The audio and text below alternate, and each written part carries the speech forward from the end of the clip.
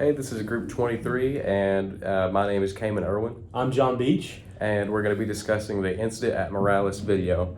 And we're going to start out with talking about Fred's perspective and some of the ethical dilemmas that he faces throughout the video. Yeah, absolutely. I think that first thing that comes to my mind when I'm thinking about this video is the biggest issue being the ethical implications of the project that they're doing.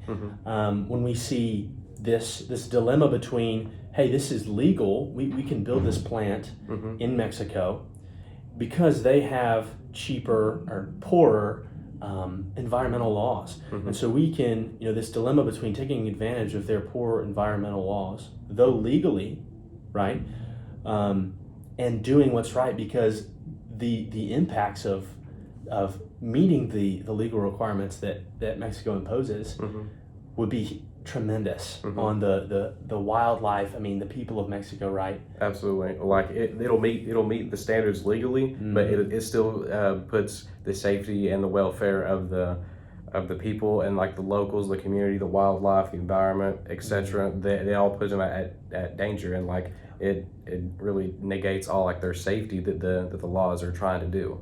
Yeah, absolutely. I think that was the first one. I think secondly, we definitely see a pushing, and we see this throughout the whole video, a pushing of profit, meeting the budget, getting it done on time over the safety of the operators, the safety of the stakeholders involved. Absolutely. Yeah. Because Fred, he gets a lot of downward pressure from his management, his bosses, to like you said, to meet all the deadlines, budget, and the due dates, and they really pressure him into using cheaper materials and to go with a supplier in Mexico that's right like near the plant that's being built, because they have cheaper systems, cheaper materials, and they push him to use it, and to stay within the due date, he has to not check the materials that the supplier gives them, so he can't see if they're up to the par of the other company, or like the other locations, so like within the US and stuff like that. Yeah, no, absolutely. Yeah, seeing that, like exactly what you said, this pressure of, I've got to meet this deadline, but I can't even check this to make sure that it's safe, right? And I remember on one of his visits, he visits one of the plants they have up and running, and the operator says, hey, we got to use the top of the line alloys, we have to use the top of the line sensors, we got to use the top of the line everything, because we're dealing with very high temperature, high pressure. And he's like, this stuff is toxic, right? What they're dealing with, this paint remover, it could kill people. And eventually we find that it does, because of this dilemma of cheaper versus quality. 100%.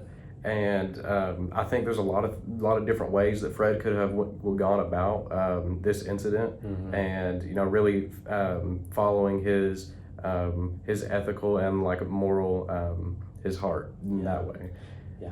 Whether that be like whistleblowing and like reporting unsafe practices that he sees and that he's feeling pressured into doing, and really having like safety and honesty with the rest of his management, and not just going to Wally, and talking to the end users, the operators and stuff like that. Yeah, and I think we see that he has this moral compass, this ethical compass naturally, and he's challenging what they're doing, and he's consistently quieted for his ethical pushback to the point to where he begins to just kind of comply. Absolutely. And so I would say the encouragement I would give to Fred would be, hey, don't back down. Like, look at the NSPE code of ethics, right? Prioritize the safety first of the public, right? Push for transparency, right? And like you said, whistleblowing, have courage that, and this is even hard to say, that even at the cost of your job, it is worth fighting back because lives are on the line, right? And doing what's right, and really following what it means to be an engineer, and to truly put safety first. Absolutely. Yeah. And not only do we see that Fred faced a lot of ethical dilemmas, we also see that Wally faced them too. Yeah. So Fred wasn't alone in that aspect. Yes, absolutely. I mean, I think of, Wally's one rule, right? When he's at very first when he meets Fred, he's like, all right, everything comes to me. You come to me first. You talk to me first. I'm your connection, right? You talk to me first and foremost, and we really see that is a problem.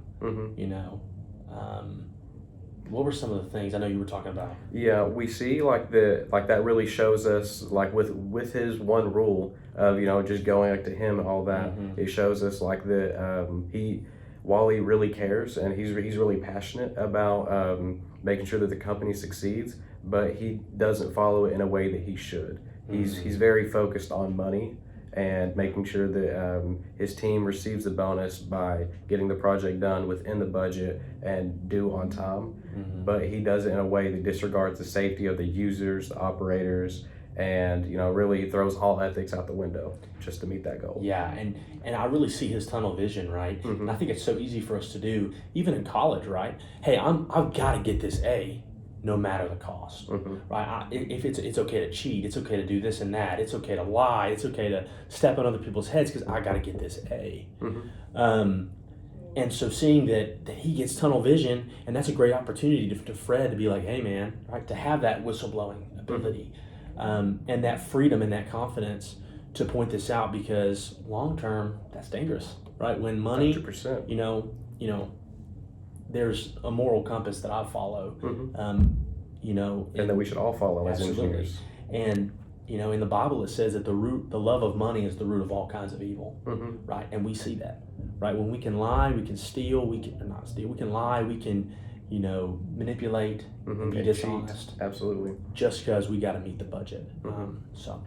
And even though that he is pushing all that, I don't think that it's entirely his fault, though. True. I think there's a lot of miscommunication between the company itself and him. I don't feel like that they have a very clear idea of what ethics are. And I think that there's a couple of steps that the company could and should take to improve their ethics. I think they should probably start with like an ethics committee and stuff like that. Yeah, I totally agree with that. Right, having accountability, because we want to portray him always as the bad guy and think, okay, we would never do something like that. But the reality is, when we're unchecked, it's so easy to veer off track, right? And so having an ethics committee that checks your work, checks, okay, hey, how are we doing this? Audits what's going on. And I think really the biggest thing, have a committee, and then also clear communication, right? There should be a voice within the company from the heads to the toe, right? From the head of the company, the stockholders, all the way through, right, the employees, right, the operators, that safety is first, right? The environment is first, right? Transparency, honor, that's first. Because let's be honest, not many people would not cave to that pressure that Fred's put under. That he comes in there and he's like, all right guys, wait guys, he has this uneasy feeling, and he eventually caves because that's the whole voice that everyone says he's around. Money first, right? Get it done. It's okay. It doesn't really matter. That's no big deal, right? When it ends up being a big deal, a very big deal. 100%. And I think really being able to get every employee, whether that be management, the boss, and even just the part-time workers, if they can really understand ethics through regular training, stuff like that, regular seminars, and kind of going back and forth and really kind of making sure that everybody understands it and knows the ethic guidelines of the company and what they should do to follow it. I think that absolutely help. Yeah, and I think last on that is, and also communication, that every single individual in the company has a voice, and that, like we said even earlier, the whistleblowing and accountability, and your voice matters. That you can speak out on unethical things that are going on without fear, right? Without fear of consequence. So, absolutely. And I think that they need to include the stakeholders and the shaping of the company policies, really talking with the locals and the clients to see how they're going to be impacted and what the company can do to help and really serve the communities.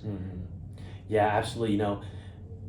Talking with them, hey, asking them, how will this affect you guys, right? And I'm thinking about, hey, we're implementing this plant, right? and there's going to be water treatment going on. How would this affect y'all? And there's a level of wisdom there on, right? Following that second code of, okay, speaking to people who have a say and who are, giving them the information they need to know, but also being completely transparent, right? And I think really involving, like we said, everybody through and through, and regulatory bodies. Yeah, making sure they stay up with regulations, stay within code, having more like in-depth audits and more consistent audits to make sure that they're staying within like how they should be, staying ethical. And I think also another thing is that if they can get like the employees like understanding and truly like knowing what it means to be ethical, then they'll know that they're deep down in their hearts that they're really doing a positive impact on the community. They're working for a business that's good, that's ethical, and that has a really strong legacy. And if the employees really feel that and they feel good about what they're doing, they're going to work harder, and working harder is going to lead to improved efficiency, a higher production rate, which will look good on management, and which like their reports being good, if everything's up, then the bosses are going to be happy, and then the whole company is going to be happy, and then it's just going to help out the whole company and really set the company up for success long term. Absolutely, yeah. And I see this, right, like what you're saying, quality now over results now, right? That we put the quality in, we put a focus on safety, on environment, on transparency, on legacy now, right? Even if it takes, taking longer so that we can afford a 20% extra budget, taking longer on the project so we don't skip out on important safety steps, and transparency, and diving into things and not just brushing things under the rug, right? Taking that extra time up front, knowing that when we do well and we do quality up front, there's going to be a long-term payoff, right? All the successful companies, or most successful companies we see, are companies that focus on quality. Focus on quality and safety, and really making the world a better place. Absolutely, right. That doesn't go unnoticed, right? You think about the stakeholders, you think about the clients, the people you're working with, they want to know that they're working with an ethical company. 100%. Right? The locals in Mexico, they want to know that their drinking water and there is pure and they're not being contaminated. And seeing that when you have a reputation of ethical conduct and of high quality work, you're going to get people coming to hire you and to work for you and to buy your product, right? Even if it costs a little extra, right? I know that me personally, I'm going to spend a little more on a quality product if I know the company prioritizes transparency. They're not lying to me. They're not trying to be deceptive and selling me something. They are giving a quality product, not at the expense of myself or others, right? Right. And long term, it's going to pay in dividends. 100%. And I feel like that's really like the whole, like, everything that we learn as an engineer. Yeah. And I feel like watching this video and really taking it apart bit by bit and really truly analyzing it, I feel like that's shown me and you like what it really means to be an ethical engineer and follow the guidelines on how to be a good and ethical engineer. Absolutely. And I think it really has put a righteous fear in me of the consequences of not. Right, of rushing it, getting it done now, caving to the pressures of higher ups, right, at the expense of ethical conduct and moral code, right. We see that at the end, one of the guys died. When at that last check step, when they're all signing the document, Fred could have said, "Hey, I don't feel good about this. We need to check this before we start it." And it solves the whole issue, And so for me as an engineer, knowing, hey, I need to not cave and hold fast to my convictions. Even if it means, okay, hey, I don't feel prepared for this test.